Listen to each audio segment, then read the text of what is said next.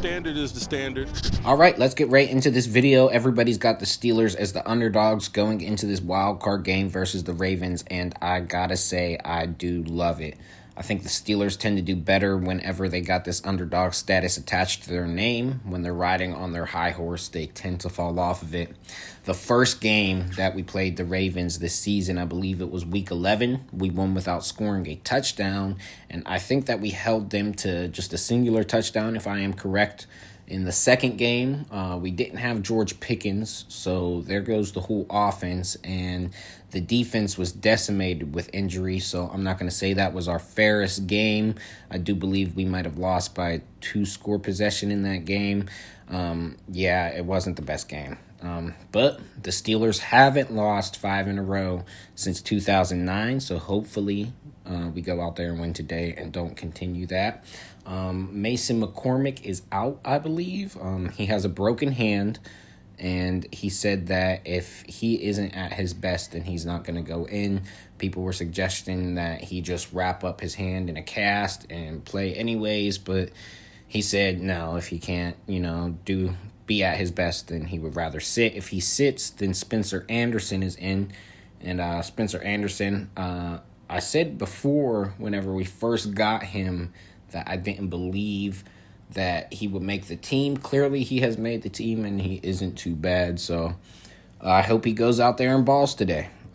Nonetheless, we have a healthy roster for the most part, so that's good. Most teams heading into the playoffs don't get the blessing of a healthy roster, and we got that. So how can we win this game? I believe George Pickens has to be at his best mentally, physically. He has to come prepared to play this game. Russell Wilson has to play with confidence without creating turnovers.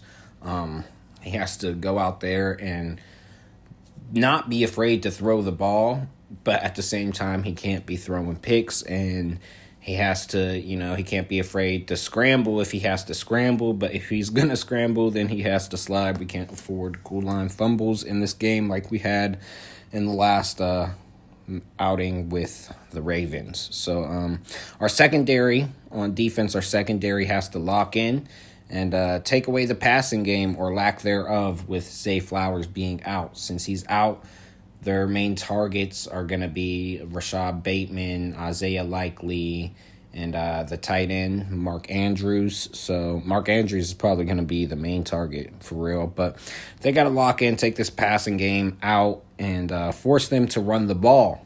And, of course, if they're running the ball, they got Derrick Henry doing it. And anytime the Ravens eclipse 90 yards with Derrick Henry, they win the game. They have a 10-0 record when that yard mark is passed. So we have to hold Derrick Henry to a less than 90-yard game. So we really just have to be dominant all around the football, especially on defense. We have to take away the passing game and the running game. We just basically have to hold them to a very low-scoring game all around. Just take away their confidence. We have to come in swinging and hot. We can't, wait until the third or fourth quarter to get it going. And with that being said, my prediction for this game, I believe the Steelers will win 30-23.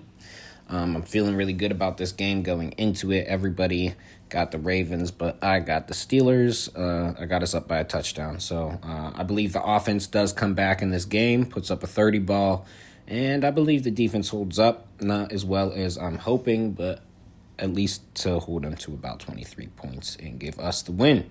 Go ahead and let me know in the comment section what your game predictions are for today and your score predictions as well. And as you know, the standard is the standard around here, so go ahead and hit that like button, subscribe to the channel. Once we hit 1K subs, we will be giving away $100, so don't forget to hit that little notification bell.